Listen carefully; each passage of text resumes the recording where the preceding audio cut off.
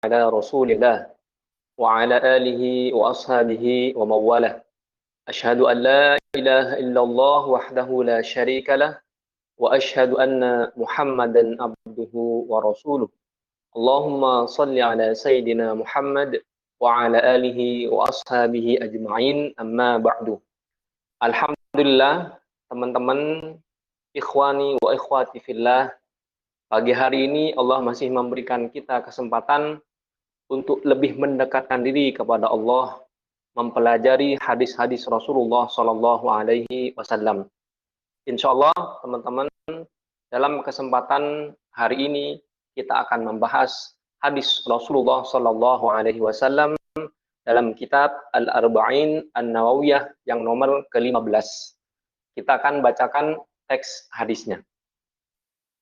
An Abi Hurairah radhiyallahu anhu qala anna Rasulullah sallallahu alaihi wasallam qala man kana yu'minu billahi wal yawmil akhir falyaqul khairan aw liyasmut wa man kana yu'minu billahi wal yawmil akhir falyukrim jarahu wa man kana yu'minu billahi wal yawmil akhir falyukrim dhaifahu.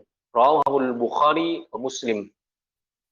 Dalam hadis ini, teman-teman, kita sudah pernah bahas rawi dari golongan sahabat yang bernama Abu Hurairah. Siapa Abu Hurairah itu? Abu Hurairah adalah nama asli Abdurrahman bin Sakhar Ad-Dawsi. Beliau orang Yaman yang hijrah meninggalkan kampung halamannya menuju Madinah Al-Munawwarah. Ada perbedaan pendapat antara ulama kapan Abu Hurairah ini masuk ke dalam agama Islam. Pendapat pertama mengatakan bahwa beliau masuk Islam di Madinah ketika hijrah tahun ke-7 Hijriah. Kemudian ada pendapat lain yang mengatakan bahwa Abu Hurairah ini atau Abdurrahman bin Sakhar Ad-Dawsi masuk Islam di Yaman. Kepada siapa beliau masuk Islam? Kepada seorang sahabat yang bernama Tufail bin Amr Ad-Dawsi. Siapa Tufail bin Amr Ad-Dawsi ini? Dalam kajian sebelumnya kita juga sudah pernah sampaikan. Beliau adalah seorang sahabat Rasulullah Sallallahu Alaihi Wasallam yang pernah menawarkan kepada Rasulullah Sallallahu Alaihi Wasallam untuk berhijrah ke negeri Yaman, tepatnya kepada suku Daus. Kata Tufail bin Amr, ya Rasulullah, bagaimana kalau kita hijrah ke negeri Yaman? Kemudian Rasulullah bertanya kepada Tufail, wahai Tufail, apakah kamu menjamin di negeri Yaman itu ada orang yang akan menerima dakwah kita? Kata Tufail, saya tidak tahu ya Rasulullah. Kalau begitu saya tidak akan hijrah ke negeri Yaman. Akhirnya karena ditolak oleh Rasulullah SAW, Tufail bin Amr Ad-Dawsi ini hijrah sendirian dari Mekah menuju kampung halamannya di suku Daus yang sekarang bernama negara Yaman. Berdakwah Tufail di sana dengan izin Allah, tidak ada seorang pun yang mau beriman kepada Tufail bin Amr Ad-Dawsi. Hanya satu orang yang bernama Abdurrahman bin Sakhar. Siapa itu? Abu Hurairah. Ternyata teman-teman, hikmah dari dakwahnya Tufail bin Amr ini bisa kita ambil pelajaran. Meskipun satu orang saja yang beriman mengikuti dakwah kita, ternyata satu orang ini sudah cukup menjadikan kita bisa masuk ke dalam surga Allah. Abdurrahman bin Sakhar Ad-Dawsi atau lebih dikenal dengan Abu Hurairah ternyata menjadi seorang sahabat yang meriwayatkan hadis paling banyak. Dalam kitab-kitab hadis disebutkan beliau meriwayatkan hadis sebanyak 5.374 hadis, lebih banyak dari riwayat Ibnu Mas'ud. Nah, baiklah teman-teman, sekarang kita masuk dalam pembahasan hadisnya. Rasulullah Shallallahu Alaihi Wasallam bersabda, "Man kana yu'minu billahi wal yaumil akhir falyaqul khairan aw liyasmut." Barang siapa yang beriman kepada Allah dan hari kiamat. Hari kiamat disebut di sini dari hari akhir. Karena disitulah semua bumi berganti, langit berganti. Kata Allah dalam Al-Quran, yauma tubaddalul ardu ghairal ardi was samawat. Semua diganti oleh Allah. Bumi semua rata, diganti dengan bumi yang baru. Disitulah hari terakhir disebutkan sebagai hari kiamat. Kata Rasulullah Sallallahu Alaihi Wasallam, "Man kana yu'minu billah." Barang siapa beriman kepada Allah. Artinya, barang siapa yang imannya sempurna kepada Allah dan hari kiamat, dia meyakini bahwa setelah dunia ini adalah kehidupan yang lebih panjang dari dunia, maka hendaknya dia berkata yang baik-baik saja. Kalau tidak berkata yang baik, hendaknya dia diam. Nah, di sini teman-teman kita akan bahas bagaimana pengaruh kata-kata kita terhadap kualitas kehidupan kita. Apa itu iman? Iman berarti meyakini dalam hati, kemudian diimplementasikan dalam bentuk perbuatan. Beriman kepada Allah, mengakui Allah sebagai Tuhan. Mengakui bahwa tidak ada Tuhan yang layak disembah kecuali Allah. Meyakini dengan sepenuh hati bahwa tidak ada suatu kejadian yang terjadi di atas muka bumi ini kecuali dengan izin Allah. Apapun yang kita alami, teman-teman, apapun kondisinya, kekurangankah, kelebihankah, kejadian yang setiap hari kita alami, terjadi hanya dengan izin Allah. Dalam hadis yang sahih, Rasulullah Sallallahu Alaihi Wasallam bersabda, "Wa'lam annal ummata law ijtama'u ala an yanfa'uka bi syai'in lan yanfa'uka bi syai'in illa bi syai'in qad kataballahu lak. Wa'lam annal ummata law ijtama'u ala an yadurruka bi syai'in lan yadurruka bi syai'in illa bi syai'in qad kataballahu alaik." Ketahuilah, kata Rasulullah, kalau seandainya seluruh manusia berkumpul dari zamannya Nabi Adam sampai umat terakhir, umat dari Rasulullah Sallallahu Alaihi Wasallam bersatu untuk memberikan manfaat kepada kita, tapi Allah tidak mengizinkan manfaat itu terjadi, maka tidak akan pernah terjadi kemanfaat itu.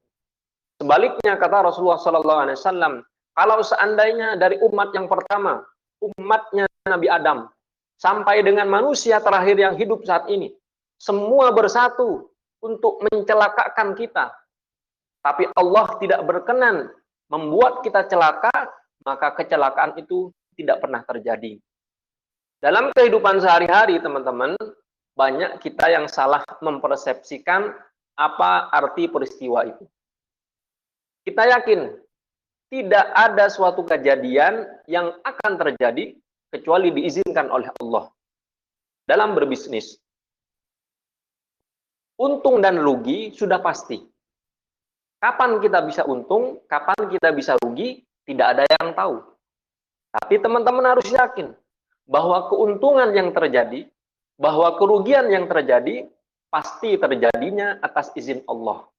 Maka kita tenang, Pak, dalam hidup ini. Kondisi sekarang akan menguji orang-orang yang beriman. Orang yang imannya lemah, dengan kondisi sekarang ini berat, Pak. Bisa stres, bisnis mungkin tidak jalan, perniagaan berhenti, banyak orang-orang rugi, banyak orang-orang harus membayar sesuatu yang tidak mereka kerjakan. Berat kondisi seperti sekarang ini. Tapi bagi orang yang beriman, tentu tidak akan berat. Karena apa? Karena dia yakin bahwa semua yang terjadi ke dalam kehidupannya, semua atas izin Allah Subhanahu wa Ta'ala. Dan dia juga yakin bahwa Allah tidak akan pernah menzolimi hambanya. Bisnis kita mungkin sedang tidak jalan, Pak. Usaha kita berhenti. Orang-orang banyak mengeluh. Banyak orang kekurangan bahan makanan. Bukan tidak ada bahan makanannya, tapi tidak ada uang yang harus dia belanjakan. Banyak orang mengeluh. Dalam hal seperti ini, teknis untuk mendapatkan rezeki sudah tidak berlaku, Pak. Sebagian dari kita sudah tidak bisa bekerja karena dilarang oleh pemerintah. Lalu bagaimana, Ustadz, untuk meyakini bahwa Allah itu tetap hadir membantu dalam kehidupan kita? Harus yakin, Pak. Kata Allah dalam Al-Quran, وَمَا مِنْ دَابَّةٍ فِي الْأَرْضِ إِلَّا عَلَى اللَّهِ Allahi rizquha. Semua yang ada di atas muka bumi ini, Allah yang menjamin rizkinya. Kalau kita yakin, maka konsep matematis tidak berlaku. Dalam ilmu keyakinan, semuanya tidak bisa dihitung dengan logika, Pak. Kalau kita hitung pakai logika, kita tidak bekerja, kemudian datang rizkinya. Siapa yang mengatur? Allah. Kita tidak bisa menjalankan usaha. Belum ada income-nya. Tapi kita masih tetap hidup dan bisa makan sehari 3 kali. Bahkan lebih, Pak. Itu yang mengatur Allah. Maka ini harus kita yakini. Kata Hasan Al-Basri, alimtu anna rizqi la ya'khudhahu ghairi fatma'anna qalbi. Saya tahu, saya paham, saya yakin bahwa rizki yang sudah dicatatkan untukku tidak akan pernah diambil oleh orang lain, maka oleh karena itu saya yakin dalam menjalani kehidupan ini. Maka teman-teman harus yakin. Kalau tidak yakin, kemudian kepada siapa kita mau beriman? Kemudian banyak orang yang salah paham mengartikan kebahagiaan. Keimanan ternyata adalah puncak dari kebahagiaan. Terbukti dengan orang banyak sekali materinya, luas rumahnya, mewah mobilnya, asetnya banyak, Pak. Tapi apakah dengan semua yang Allah berikan itu, dia bisa mencapai kebahagiaan dalam hati? Belum tentu. Orang bisa saja uangnya banyak, Pak. Bisa saja badannya sehat. Bisa saja anaknya juga sehat. Tapi kalau hatinya tidak beriman kepada Allah, tidak tenang dengan semua yang sudah ditakdirkan oleh Allah, belum tentu dia bisa bahagia. Maka orang yang bahagia itu adalah orang yang mendapatkan keimanan yang sempurna dari Allah Subhanahu wa Ta'ala. Kemudian, teman-teman juga harus tahu bahwa iman itu, kata Sufyan Ats-Tsauri, al-imanu yazidu wa yanqus. Iman itu kadang naik, kadang turun. Dengan apa iman bisa naik? Dengan perbuatan amal solih. Dengan apa iman itu bisa turun? Dengan kemaksiatan yang kita lakukan. Dalam kondisi sulit seperti sekarang, jangan pernah kita bermaksiat kepada Allah. Karena kita tidak tahu rizki yang mana yang akan terhalang oleh kemaksiatan kita. Imam Syafi'i juga berkata seperti itu. Al-imanu qaulun wa amal. Iman itu adalah perkataan dan perbuatan. Yazidu wa yanqus. Iman itu bisa naik, bisa turun. Maka teman-teman, ketika kita belajar hadis setiap hari, Imam Bukhari mengajarkan kepada kita. Kalau kita pelajari Sahih Bukhari, di situ bab pertama yang beliau cantumkan adalah kitab iman. Ada 57 hadis yang beliau tulis dalam kitab Sahih Bukhari, menandakan bahwa iman itu adalah hal yang paling mahal yang bisa kita capai. Apakah semua beriman kepada Allah? Belum tentu, Pak.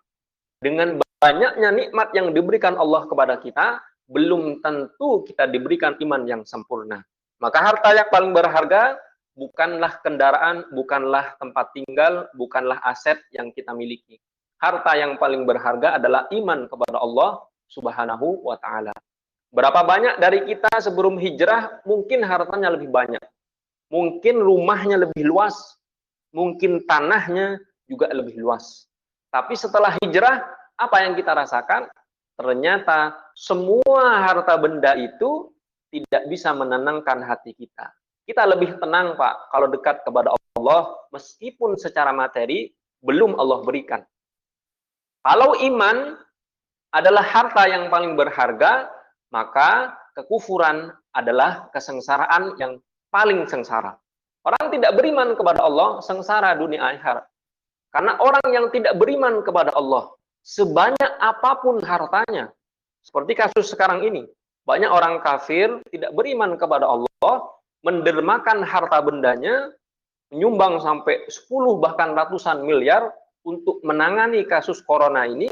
Kata Allah, la in asyrakta la yahbatanna amaluka wa la takunanna minal khasirin. Kalau kamu tidak beriman kepada Allah, syirik kepada Allah, maka semua harta benda yang kamu sedekahkan, semua amal baik yang kamu lakukan, tidak memiliki pahala sedikit pun di sisi Allah Subhanahu wa taala. Kata Rasulullah sallallahu alaihi wasallam, "Wa qul i'malu fasayarallahu 'amalakum wa rasuluh. Wa qul i'malu fakullun muyassarun lima khuliqa lahu." Dalam riwayat yang lain. Yang pertama ayat Al-Qur'an, yang kedua yang kita bacakan adalah riwayat hadis. Wa qul i'malu, kata Rasulullah, fakullun muyassarun lima khuliqa lahu. Bekerjalah kalian karena semua akan Allah mudahkan sesuai dengan apa yang sudah Allah takdirkan. Dalam beramal juga seperti itu. Ada orang yang dimudahkan oleh Allah masuk ke dalam surga karena sedekahnya.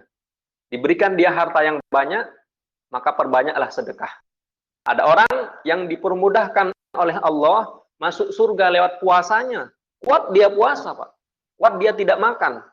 Maka perbanyaklah orang berpuasa seperti ini. Ada orang yang dimudahkan oleh Allah masuk surga lewat dakwahnya. Maka setelah berhijrah, rajinlah, istiqomahlah dalam berdakwah. Siapa tahu, Pak, satu orang yang bisa berhijrah gara-gara dakwah kita, satu orang itu menjadikan kita masuk ke dalam surga Allah. Ada orang yang dimudahkan oleh Allah masuk ke dalam surga karena ilmunya. Maka orang yang seperti ini harus konsisten untuk berdakwah, mengajari umat. Kemudian kata Rasulullah sallallahu alaihi wasallam, "Thalathun man kunna fihi wajada halawatal iman." Ada 3 hal. Kalau 3 hal ini bisa kita capai, kita bisa merasakan bagaimana nikmatnya kita beriman kepada Allah Subhanahu wa taala. Di antara 3 hal ini, kata Rasulullah sallallahu alaihi wasallam, "Ayyakunallahu wa rasuluhu ahabbu ilaihi mimma siwahu." Orang yang sempurna imannya. Seperti apa itu? Orang yang ketika mencapai iman kepada Allah, tidak ada yang dia rasakan, tidak ada yang lebih dia cintai. Siapapun orangnya, apapun bendanya, tidak ada yang dia lebih cintai dari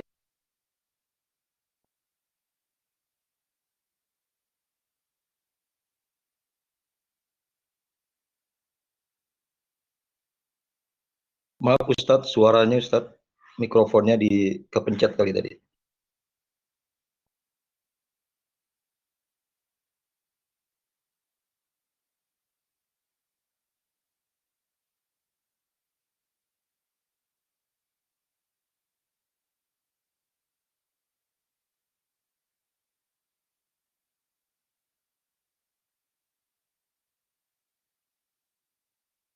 Maaf Ustadz Farhan, mikrofonnya kepencet kali Ustadz.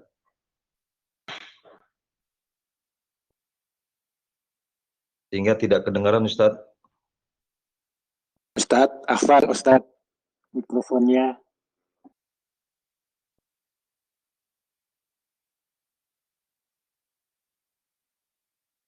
ketika kita kepada Rasulullah Shallallahu Alaihi Wasallam lebih besar daripada kecintaan kita kepada harta benda, maka perniagaan itu sejenak kita tinggalkan, kemudian kita akan melanjutkan kegiatan dakwah kita. Teman-teman, kita akan bahas selanjutnya bagaimana seorang yang beriman kepada Allah dan Rasulullah menjaga perkataannya. Rasulullah Shallallahu Alaihi Wasallam bersabda, "Man kana yu'minu billahi wal yaumil akhir, falyaqul khairan aw liyasmut." Ketika kita sudah beriman kepada Allah, meyakini akan datangnya hari kiamat, sebaiknya kita berkata yang baik. Kalau tidak bisa berkata yang baik, maka diam. Kata Allah dalam surat Qaf ayat 18, "Ma yalfidhu min qawlin illa ladaihi raqibun atid." Tidak ada suatu perkataan pun yang keluar dari mulut kita kecuali dicatat oleh para malaikat yang berada di sebelah kanan dan kiri kita. Ulama berbeda pendapat. Apakah semua perkataan kita dicatat oleh malaikat? Pendapat pertama mengatakan bahwa malaikat itu yaktubu kulla syai'. Semua perkataan dicatat oleh malaikat. Sampai dalam tafsir disebutkan hatta aniqal mariq, sampai seseorang berkata, Aduh, pusing. Semua perkataan itu dicatat oleh malaikat. Jadi teman-teman, ketika kita ingin mengeluh tentang kekurangan kita, tentang kesakitan kita, tentang sesuatu yang mungkin tidak sesuai dengan kita, maka terlebih dahulu baiknya kita evaluasi. Karena semua keluhan kita dicatat oleh malaikat. Ini pendapat yang pertama. Pendapat yang kedua, malaikat hanya mencatat perkataan kita yang di situ ada pahala atau ada dosanya. Perkataan apa yang mengandung pahala? Ketika kita berdakwah, mengajak orang, mengajari orang, maka dicatat perkataan kita. Atau perkataan yang mengandung dosa. Seperti apa, Ustaz? Berbohong, khianat, menipu. Maka perkataan itu juga ditulis oleh para malaikat. Kemudian pendapat yang ketiga menyatakan, semua pendapat ketiga yang mengatakan bahwa yang baik dicatat, yang tidak baik juga dicatat. Kemudian semua perkataan kita ketika teman-teman yang tidak mengandung dosa dan yang tidak mengandung pahala juga dicatat. Contoh, kita nanyakan kabar kita. Gimana kabar, bro? Sehat? Dari mana? Apa kabar? Ini kan perkataan nggak mengandung dosa, tidak mengandung pahala. Tapi juga dicatat oleh para malaikat yang berada di sebelah kanan dan di sebelah kiri kita. Nah, perkataan ini teman-teman ternyata berefek kepada peristiwa yang akan terjadi setelah kita berkata. Kata Rasulullah SAW, Innar rajula la yatakallamu bil kalimah ma yulqi laha balan yahwi biha fin nari ab'ada ma bainal masyriqi wal maghrib. Ada seorang yang berkata, kata Rasulullah SAW, dengan sebuah perkataan yang dia tidak merasa bahwa perkataan ini baik atau tidak, buruk atau tidak. Dia hanya mengatakan sesuatu yang ingin dia katakan. Kalimat sederhana, mungkin dia katakan tanpa disadari perkataan itu menyakiti hati temannya, menyakiti perasaan saudaranya. Satu perkataan ini, kata Rasulullah, membuat orang masuk ke dalam neraka sejauh antara timur dan barat. Hanya karena satu kata, teman-teman, seseorang bisa masuk ke dalam neraka. Lalu bagaimana kalau setiap hari ada orang yang menyakiti perasaan saudaranya, menyakiti hati tetangganya? Tentu orang ini lebih besar kemungkinannya masuk ke dalam neraka Allah Subhanahu wa taala.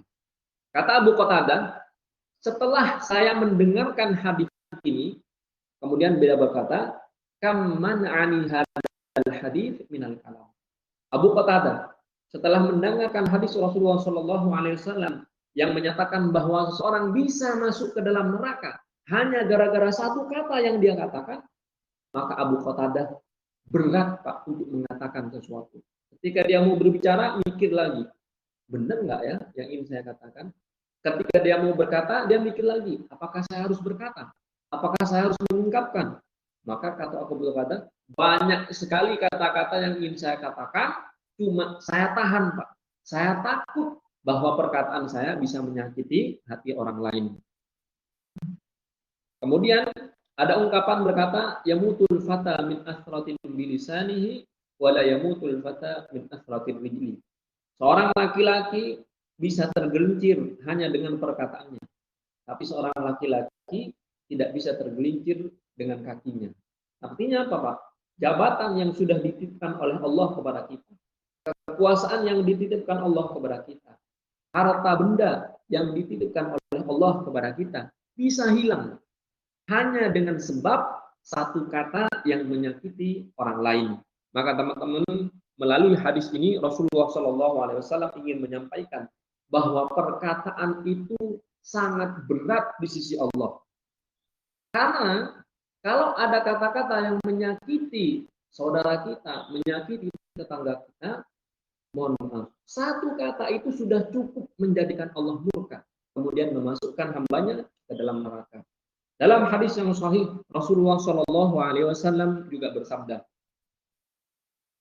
datang seorang sahabat bertanya kepada Rasulullah, ya Rasulullah, inna fulana takthuru min salatiha wa siyamiha wa sadaqatiha wa yara annaha tu'zi jiranaha. Faqala Rasulullah sallallahu alaihi wasallam hiya finnar. Datang seseorang kepada Rasulullah sallallahu alaihi wasallam menceritakan tentang saudaranya. Kata orang itu, ya Rasulullah, ada seorang wanita, sholatnya rajin ya Rasulullah. Sedekahnya banyak ya Rasulullah. Puasanya rutin ya Rasulullah. Tapi wanita ini ya Rasulullah, kalau ngomong nyakitin hati tetangganya. Kata Rasulullah SAW, sebanyak apapun sholatnya, sebanyak apapun sedekahnya, sesering apapun puasanya, kalau perkataannya menyakiti hati tetangga, dia masuk ke dalam neraka. Hadis riwayat Imam Ahmad.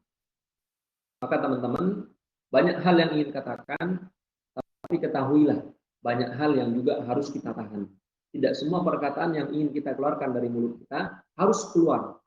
Tapi ada hal yang harus kita tahan agar perkataan itu tidak menyakiti hati saudara, tidak menyinggung para tetangga. Kemudian lanjutan hadis ini, "Man kana yu'minu billahi wal yaumil akhir fal yukrim jarahu." Orang yang beriman kepada Allah, meyakini akan datangnya hari kiamat, maka hendaknya dia memuliakan tetangganya. Datang malaikat Jibril kepada Rasulullah SAW mewasiatkan tentang berbuat baik kepada tetangga. Datang lagi mewasiatkan berbuat baik kepada tetangga. Datang lagi kepada Rasulullah malaikat Jibril, saking seringnya malaikat Jibril ini berwasiat kepada tetangga, kata Rasulullah, hatta dhanantu annahu sayuwaswis, sampai aku mengira bahwa tetanggaku ini bisa mendapatkan jatah warisan dariku. Saking seringnya malaikat Jibril mewasiatkan kepada Rasulullah SAW untuk berbuat baik kepada tetangga. Kemudian di sini disebutkan tentang hari akhir. Apa itu hari akhir? Hari kiamat, teman-teman. Kata Rasulullah SAW, bu'ithu ana was-sa'atu kahataini wa asyara ila sababa wal wusta. Kata Rasulullah SAW, aku diutus ke dalam dunia ini dalam kondisi kiamat tinggal segini, Pak, kata Rasulullah. Artinya ini Rasulullah, ini hari kiamat. Sangat dekat antara diutusnya Rasulullah SAW dengan terjadinya hari kiamat. Kenapa Rasulullah berkata seperti itu? Karena Rasulullah adalah hari terakhir. Rasulullah adalah nabi terakhir. Kuntum khairu ummatin ukhrijat linnas. Kata Allah dalam Al-Quran. Engkau, wahai Muhammad, diutus kepada umat terakhir. Engkau adalah nabi yang terbaik, diutus kepada umat yang terbaik. Maka hari terakhir ini, teman-teman, sudah sangat dekat. Rasulullah SAW mengabarkan kepada kita 14 abad yang lalu tentang datangnya hari kiamat ini yang sudah dekat. Lalu bagaimana ketika 14 yang lalu Rasulullah sudah mengabarkan dan kita belum mau berhijrah? Kita mau bersiap-siap, sebentar lagi kiamat.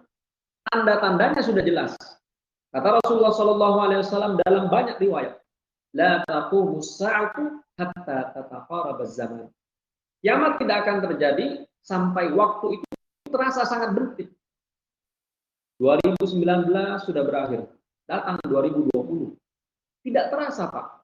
Ternyata 2019 dengan 2020 sangat cepat datangnya, sampai kita tidak merasakan setahun itu seperti 1 bulan. Kata Rasulullah, hatta takuna sanatu kasyahr.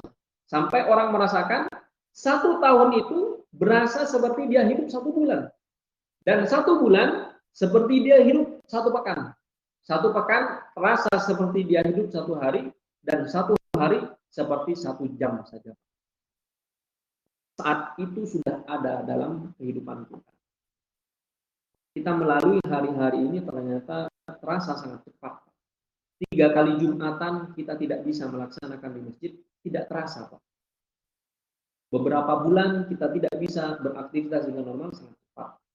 Bahkan kita merasa seakan-akan Januari 2020 itu baru kemarin. Ternyata sekarang sudah bulan April. Tidak terasa waktu itu kita lalui dan kita masih beribadah seperti seadanya saja. Tidak ada ikhtiar untuk menambah ibadah kita. Maka kata Rasulullah, kalau sudah datang waktu, kemudian waktu itu berlalu begitu cepat, seperti hari ini, maka kiamat sudah dekat. Kemudian ulama memberikan tafsiran kenapa orang melakukan sesuatu terasa begitu cepat. Waktu setahun terasa seperti sebulan. Sebulan berasa seperti satu pekan. Satu pekan berasa seperti satu hari. Satu hari yang kita lewati seperti 1 jam. Kenapa? Liqillatil barakati fiha. Kata ulama, karena berkah waktunya, keberkahan waktu dicabut oleh Allah Subhanahu wa taala. Kalau keberkahannya dicabut, Pak, sebanyak apapun waktu yang kita lalui, kita hidup sudah 30 tahun, 40 tahun, bahkan sebagian kita sudah ada yang 60 tahun. Berasa hidup 60 tahun? Tidak berasa. Karena keberkahannya dicabut oleh Allah Subhanahu wa taala. Kalau keberkahannya dicabut, sebanyak apapun tidak berasa nikmat. Rumah yang luas, tidak berkah, tidak merasa nikmat. Mobil yang mewah, tidak ada keberkahan dalam mobilnya, tidak bisa dibawa untuk ketaatan. Semua aset yang banyak tidak berkah, habis. Maka semua yang tidak ada berkahnya, tidak ada nilainya di sisi Allah Subhanahu wa taala. Kemudian teman-teman, apa tanda kiamat yang lain? Kata Rasulullah sallallahu alaihi wasallam, la taqumus sa'atu hatta tataqarabal aswaq. Tidak akan terjadi hari kiamat itu sampai pasar-pasar berdekatan. Artinya apa? Banyak sekali orang yang membuka bisnis baru. Banyak sekali orang yang membuka toko. Banyak sekali orang yang berdagang. Sehingga diibaratkan pasar-pasar itu begitu ramai dan begitu dekat. Contoh, di depan rumah kita ada warung, Pak. Di sebelah kirinya ada orang buka warung lagi. 100 meter dari warung itu ada orang buka warung. Di sebelah kanan ada orang buka warung. Di depan rumah ada orang buka warung. Banyak sekali orang buka warung, seakan-akan kata Rasulullah, pasar-pasar itu sudah saling berdekatan. Kalau sudah banyak orang berbisnis, banyak orang buka warung, banyak orang buka toko, seperti yang kita lihat di depan mata kita, maka kata Rasulullah SAW, ketahuilah bahwa kiamat sebentar lagi terjadi. Kemudian tanda yang lain apa Ustaz? La taqumus sa'ah hatta yakthuru fihil mal. Kiamat tidak akan terjadi sampai orang-orang yang hidup di masa itu banyak hartanya. Dulu 30 tahun yang lalu, 40 tahun yang lalu, bahkan 50 tahun yang lalu, sangat sedikit orang yang memiliki kendaraan. Mobil bisa dihitung dengan jari. Motor sedikit orang yang punya. Orang transportasinya mungkin dengan kendaraan umum atau berjalan kaki. Dulu 50 tahun yang lalu. Sekarang Pak, orang baru keluar SMA bisa punya mobil. Orang berusaha 1 tahun, 2 tahun punya rumah. Artinya apa? Diberikan rizki itu sebanyak-banyaknya oleh Allah untuk umat di akhir zaman.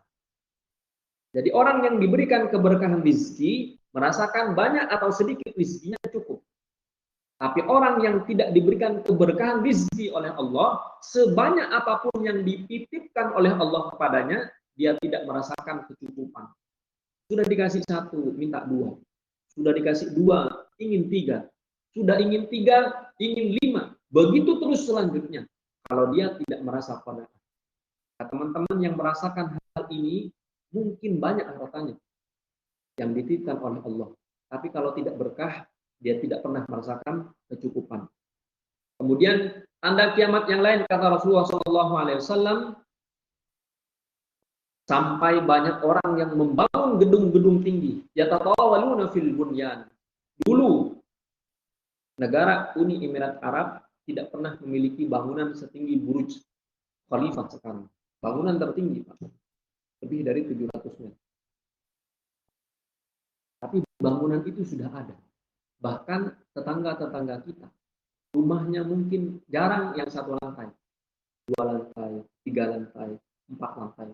Semua orang berlomba-lomba meninggikan bangunan. Ketika hal itu terjadi, kata Rasulullah SAW, ketahuilah bahwa sebentar lagi kiamat terjadi. Maka teman-teman yang meyakini dengan hadis Rasulullah SAW ini, yakinlah bahwa persiapan kita untuk menghadapi hari kiamat belum ada sama sekali. Harus ditambahkan. Kata Rasulullah SAW, barang siapa yang beriman kepada Allah dan hari kiamat, hari akhir, fal yukrim dhaifahu. Kemudian Orang yang beriman kepada Allah dan hari kiamat, maka hendaklah dia memuliakan tamunya. Tamu di sini apa? Tamu di sini tentu berbeda dengan pengertian kita sehari-hari. Di sini artinya tamu itu adalah orang yang datang dari luar kota, Pak. Datang ke rumah kita, ingin menginap di rumah kita. Mungkin sekarang sudah jarang terjadi. Dulu ada orang keluar kota ke sebuah desa, dia menginap di rumah temannya. Sekarang mungkin orang tidak enak Pak menginap di rumah orang, kecuali memang sangat dekat. Orang lebih enak mungkin menginap di hotel atau tempat-tempat lain. Kata Rasulullah SAW, ad-diyafatu salasata ayyam. Kalau ada orang datang dari kampung, Pak, numpang di rumah kita, maka kita disunahkan untuk menerima dia sebagai tamu dan kita menjamunya berapa lama, Ustaz? Sunnahnya 3 hari. 3 hari dia boleh nginep di rumah kita. Kita kasih makan, kasih semua kebutuhan dia selama 3 hari. Ini sunnah yang mungkin sudah kita lupakan. Karena kata Rasulullah SAW, tahadu tahabu. Maka kalianlah silahkan berbagi, silahkan memberikan hadiah, karena dengan hadiah itu kalian akan saling mencintai. Kenapa bisa saling mencintai? Karena kalian saling memberikan hadiah. Orang kalau dikasih hadiah, Pak, senang.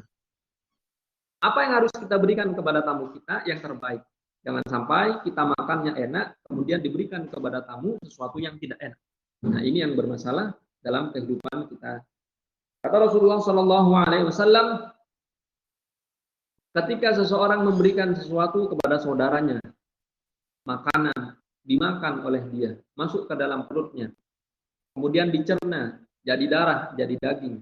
Maka ketika makanan itu sudah mendarah daging, kemudian tubuhnya dibawa ke dalam sebuah masjid, sholat dia, baca Al-Quran dengan makanan yang dia makan, yang diberikan oleh saudaranya, maka selama kekuatan itu masih ada, semua dia bisa merasakan ibadah, selama itu orang yang ngasih makan dapat pahalanya. Bayangkan Pak, kalau kita ngasih susu kepada anak kecil, diminum susunya, jadi darah, jadi daging, jadi tulang, maka selama itu kita akan mendapatkan pahala dari apa yang sudah kita berikan. Ini kalau kita berikan kepada orang lain. Bagaimana yang kita berikan itu, makanan, pakaian, harta benda, kepada anak kita, kata Rasulullah. Maka pahalanya lebih besar kita sedekahkan kepada anak kita, daripada kita sedekahkan kepada orang yang tidak pernah kenal dengan kita. Teman-teman, hadis ini mengajarkan kepada kita bahwa kita ketika sudah beriman kepada Allah, beriman akan datangnya hari kiamat, maka hendaknya kita berkata yang baik-baik saja. Tidak bisa berkata yang baik, maka cukup diam. Kemudian, hadis ini juga mengajarkan kalau kita sudah beriman kepada Allah, beriman akan datangnya hari kiamat, maka sebaiknya kita memuliakan tetangga kita ikramul duyuf, kita memuliakan tamu-tamu kita. Ini yang bisa kita bahas hari ini. Jika ada pertanyaan, kami persilahkan. Jika ada teman-teman yang ingin menambahkan, kami persilahkan. Assalamualaikum. Waalaikumsalam warahmatullahi wabarakatuh.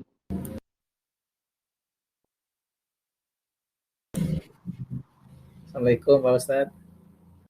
Silakan Mas Nanda. Pak Barudin. Waalaikumsalam warahmatullahi wabarakatuh. Sehat Pak Ustadz. Saya mau Alhamdulillah sehat. Mau nanya ini Pak Ustadz. Tadi kan dijelaskan mengenai malaikat itu kan mencatat semua amal perbuatan kita, baik buruk ataupun baik ya. Yang saya tanyakan adalah kalau ucapan itu ada di dalam hati, itu apakah malaikat mencatat juga atau seperti apa Pak Ustadz? Mungkin itu aja Pak Ustadz pertanyaan saya. Assalamualaikum warahmatullahi wabarakatuh. Waalaikumsalam warahmatullahi wabarakatuh. Nah, teman-teman, kita bahas ada sebuah ayat dalam surat Qaf juz 26 ayat ke-18. Allah Subhanahu wa taala berfirman, "Ma yalfidhu min qawlin illa ladaihi raqibun atid." Tidak ada sebuah ucapan pun yang kita ucapkan kecuali dicatat oleh malaikat yang berada di sebelah kanan kita, berada di sebelah kiri kita. Orang Indonesia mengenalnya dengan malaikat raqib, malaikat atid. Padahal tidak seperti itu. Itu hanya nisbatan kepada raqib yang selalu mengawasi kita. Nah, apakah semua perkataan kita dicatat oleh malaikat? Nah, kita sudah membahas tadi ada beberapa perbedaan yang sudah dibahas oleh para ulama. Kemudian, apakah perkataan yang belum kita ucapkan juga dicatat oleh para malaikat? Nah, tentu sudah dibahas, Pak. Ada kajian tentang bagaimana Allah Subhanahu wa taala berfirman untuk menjauhi prasangka buruk. Artinya apa? Prasangka ini belum kita ucapkan. Ya ayyuhalladzina amanu jtanibu katsiran minadh-dhanni inna ba'dadh-dhanni itsmun. Kata Allah, wahai orang-orang yang beriman, jauhilah oleh kalian berprasangka buruk. Karena sesungguhnya inna ba'dadh-dhanni itsmun. Sebagian dari prasangka itu adalah sebuah dosa. Artinya dicatat, Pak. Kalau terjadi sebuah dosa, dicatat. Kalau melakukan pahala, juga dicatat oleh malaikat. Nah, di sini bisa kita ambil kesimpulan bahwa prasangka buruk meskipun belum dikatakan, sudah dicatat sebagai sebuah dosa. Dalam Al-Quran sudah dijelaskan. Wallahu a'lam bishawab. Terima kasih Pak Bahrudin. Assalamualaikum Ustaz. Waalaikumsalam Pak Iskandar. Sehat Ustaz ya, Alhamdulillah. Ustaz, Alhamdulillah, sama-sama. mau nanyakan apakah ini satu hadis sahih atau bukan Ustaz, tentang pahala memberi makan pada tamu tadi yang seperti Ustaz sampaikan itu mendapatkan pahala haji dan umroh. Apakah benarkah memulaikan tamu dapat pahala haji dan umroh seperti yang di dalam satu hadis? Apakah ini sahih? Jika ada tamu yang masuk ke rumah seseorang mukmin, maka akan masuk bersama tamu itu 1000 berkah dan 1000 rahmat. Allah akan menulis untuk pemilik rumah itu pada setiap kali suap makanan yang dimakan tamu, seperti pahala haji dan umroh. Dan juga ada satu apakah ini hadis sahih atau bukan? Wahai sekalian manusia, janganlah kalian membenci tamu, karena sesungguhnya jika ada tamu yang datang, maka dia akan datang dengan membawa rezekinya. Dan jika dia pulang, maka dia pulang dengan membawa dosa pemilik rumahnya. Mohon penjelasannya, Ustaz. Assalamualaikum warahmatullahi wabarakatuh. Waalaikumsalam warahmatullahi wabarakatuh. Terima kasih Pak Iskandar. Kemarin kita sudah bahas teman-teman di antara ciri-ciri hadis itu dhaif atau palsu, adanya perbuatan yang sangat kecil kemudian mendapatkan pahala yang sangat besar. Contoh, ada orang masuk ke dalam rumah kita, kemudian kita memberikan makan, kemudian dengan makanan yang kita berikan kepada dia, kita akan mendapatkan pahala haji dan pahala umroh misalkan. Nah, dari teksnya ini Pak, kita bisa analisa. Saya belum pernah membaca hadisnya, saya belum pernah mendengarkan riwayat ini, tapi dengan sederhana ini, ada kemungkinan hadis ini tidak sahih. Karena bayangkan orang yang mengasih makan seorang tamu bisa mendapatkan pahala haji dan pahala umroh. Wallahu a'lam. Saya belum pernah mendengarkan hadis ini. Adapun hadis yang menyatakan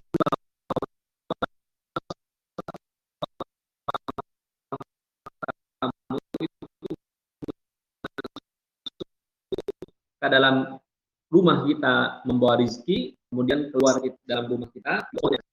Terima kasih Pak Iskandar. Silakan Pak Bambang. Assalamualaikum warahmatullahi wabarakatuh, Ustaz. Rena kok piye? Waalaikumsalam warahmatullahi wabarakatuh. Mau tanya ini, Tat. Silakan. Dalam sebuah majelis, ya, dengar Tat ya. Suatu ketika dalam sebuah majelis, ya oke. Suatu ketika dalam sebuah majelis, sahabat bertanya pada Rasulullah tentang hari akhir atau hari kiamat. Kapankah itu akan terjadi ya Rasul? Terus Rasul menjawabnya, apa yang telah kau siapkan menghadapi hari itu? Jadi bukan dijawab kapan, tapi dijawab dengan sebuah pertanyaan balik. Apa yang sudah kau siapkan? Maka sahabat menjawab bahwa aku mencintai Rasulullah dan aku beriman pada Allah dan cinta kepada Rasulullah. Itulah yang aku punya ya Allah. Tidak ada yang lain ya Rasul. Hanya itu. Nah, maksud daripada kalimat itu bagaimana ya Ustadz? Terima kasih. Baik. Pertama, ketika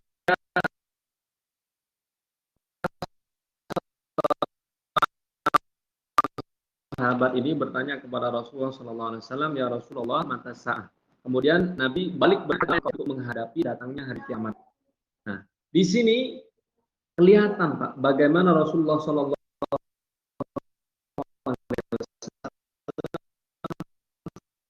sangat cerdas. Terkadang Rasulullah SAW membalas sebuah pertanyaan dengan pertanyaan balik. Kiamat itu, Pak, apapun itu tidak ada seorang pun yang tahu. Tapi apa yang harus terjadi hari kiamat? Apakah kita sudah siap? Yang ingin ditegaskan oleh Rasulullah SAW, persiapan kita menghadapi hari kiamat. Datang malaikat Jibril kepada Rasulullah SAW bertanya, wahai darinya hari kiamat. Kata Rasulullah SAW, tidaklah orang yang bertanya lebih tahu daripada orang yang bertanya. Artinya apa? Engkau juga malaikat Jibril juga tidak tahu sebagaimana saya juga tidak lebih tahu daripada engkau. Rasulullah tidak tahu kapan hari kiamat itu terjadi. Malaikat Jibril juga tidak tahu kapan kapan hari kiamat itu terjadi. Bahkan malaikat yang dibebani untuk meniup sangkakala oleh Allah juga tidak pernah tahu kapan hari kiamat itu terjadi. Dalam Al-Quran disebutkan tidak ada yang terjadi kapan hari kiamat itu kecuali Allah. Jadi hanya Allah yang tahu kapan hari kiamat itu terjadi. Yang diberikan pengetahuannya oleh Rasulullah SAW dalam hadis-hadis hanya tanda-tanda dan syarat-syarat terjadinya kiamat. Seperti yang sudah kita bahas. Syarat terjadinya kiamat yang pertama, zaman sudah terasa sangat cepat. 1 tahun berasa seperti 1 bulan. 1 bulan terasa seperti 1 pekan. 1 pekan berasa seperti 1 hari, dan 1 hari terasa seperti 1 jam. 1 jam berasa seperti seseorang menyalakan api kemudian dipadamkan.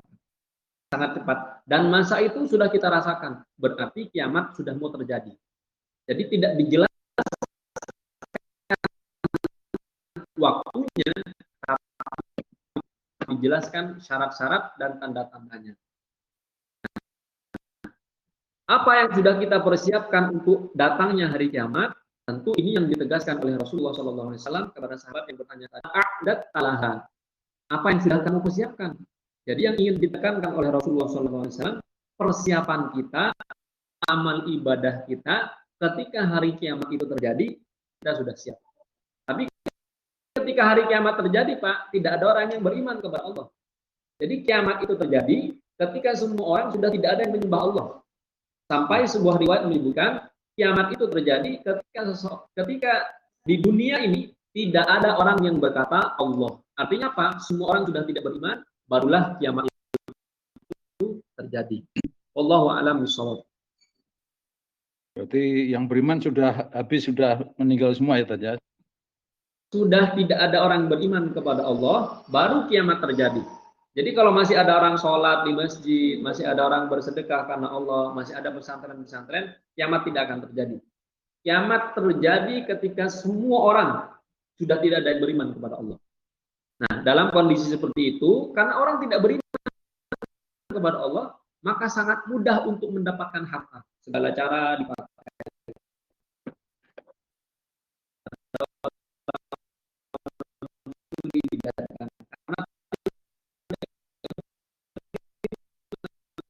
Kepada Allah.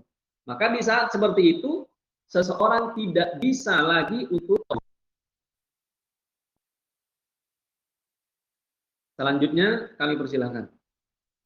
Assalamualaikum warahmatullahi wabarakatuh, Ustaz. Waalaikumsalam warahmatullahi wabarakatuh. Silakan Pak Jaka. Ustaz. Alhamdulillah, sama-sama sehat. Bagaimana fitnah Dajjal itu terjadi? Kemudian bagaimana sikap kita terhadap fitnah Dajjal yang luar biasa tersebut? Dan apakah sudah terjadi dimulai dari sekarang fitnah Dajjal tersebut? Terima kasih Ustaz.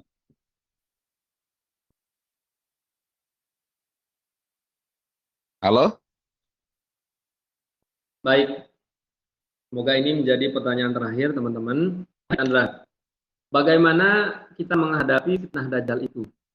Pertama, Rasulullah SAW mengajarkan sebuah doa yang biasa kita baca sebelum kita salam setiap sholat. Setelah kita baca tasyahud akhir, Allahumma inna na'udzubika min adzabi jahannam, wa min adzabil qabri, wa min fitnatil mahya wal mamat, wa min syarri fitnatil masiihid dajjal.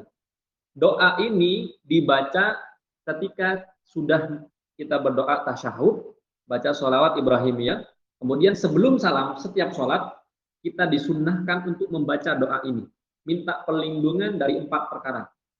Kata Rasulullah SAW, Allahumma inna na'udzubika min adzabil qabri, dari azab kubur, wa min adzabi jahannam, kemudian kita minta perlindungan dari Allah dari azab neraka jahannam, wa min fitnatil mahya wal mamat, kemudian kita minta perlindungan kepada Allah dari fitnah orang-orang yang masih sudah mati atau orang-orang yang sudah meninggal dan orang-orang yang masih hidup. Kemudian wa min syarri fitnatil masiihid dajjal, kemudian kita minta perlindungan kepada Allah dari fitnah Dajjal ini. Dajjal ini banyak diriwayatkan dalam hadis bahwa ketika Dajjal muncul, Pak, seseorang yang beriman kepada Allah bisa saja musyrik. Karena apa? Karena beliau, Dajjal ini, memiliki kemampuan di atas rata-rata manusia. Sampai kata Rasulullah SAW, kalau ada seandainya orang yang beriman kepada Allah di saat itu dia beriman, kemudian dia bertemu dengan Dajjal, maka orang itu akan kafir kepada Allah dan ikut kepada Dajjal. Karena Dajjal ini, Pak, dia memiliki kekuatan, misalkan seperti mukjizat-mukjizat yang diberikan oleh Allah kepada para Rasul. Tapi pasti tidak setara dengan mukjizatnya Nabi dan Rasul. Beliau ini, Dajjal ini luar biasa bisa menipu orang. Sampai kalau kita beriman kepada Allah, bertemu dengan Dajjal, goyang iman kita. Ini contoh sederhana, saya analogikan. Sebelum kita tahu tentang hukum riba, tidak pernah bertemu dengan ustadz yang menjelaskan bahwa riba itu adalah haram. Keimanan kita tentang hukum riba pasti sangat minim. Kita mengimani bahwa bunga ini bukan riba. Sebelumnya kita belum tahu.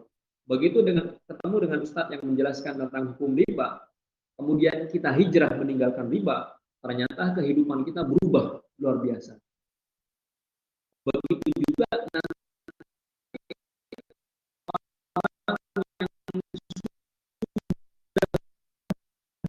beriman kepada Allah, beriman kepada Rasulullah, ketika dia bertemu dengan Dajjal itu, dia punya argumen-argumen yang bisa mematahkan keimanan seseorang. Sampai dalam riwayat disebutkan, kalau Dajjal ini sudah masuk ke dalam sebuah desa, semua orang yang hidup di desa itu beriman kepada Dajjal, kafir kepada Allah. Pindah ke desa sebelahnya, semua desa sebelah beriman kepada Dajjal. Maka kita minta perlindungan kepada Allah agar kita dihindari dari fitnah Dajjal itu. Nanti di hari kiamat, sebelum terjadinya hari kiamat, Dajjal ini akan muncul dan bisa dalam riwayat disebutkan dia ini tidak panjang umurnya, Pak. Dajjal ini tidak panjang umurnya, tapi meskipun dia dalam satu hari, Pak, bisa mengkafirkan sampai 40 orang. 40 orang bisa kafir dalam satu hari. Bahkan ribuan orang bisa kafir dalam hanya hitungan beberapa hari saja. Wallahu a'lam bishawab. Nah, teman-teman, ya, ini baik, terima kasih Pak Chandra. Ini yang bisa kita kaji pada pagi hari ini.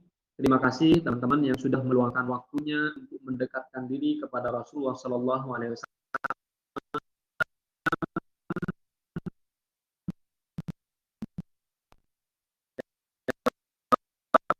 Hadis-hadis yang diriwayatkan oleh para sahabat yang sudah di buku dalam hadis yang ada dengan kondisi yang Allah hadirkan saat ini, kita bisa melaksanakan ibadah, kita bisa menuntut ilmu, kita berdoa Semoga wabah ini segera diangkat oleh Allah Subhanahu wa taala agar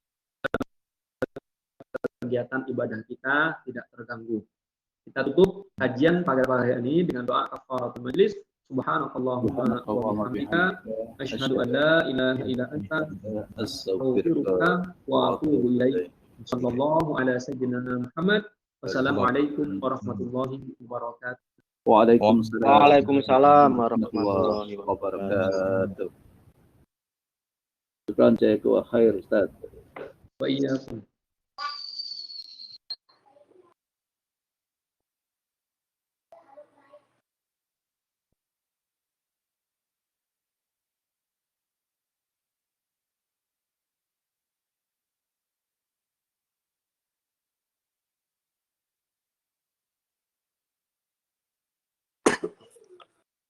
Assalamualaikum, sehat-sehat semua ya teman-teman.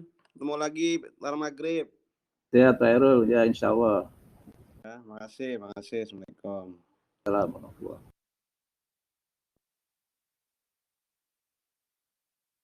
Ya, Assalamualaikum Pak Hairul.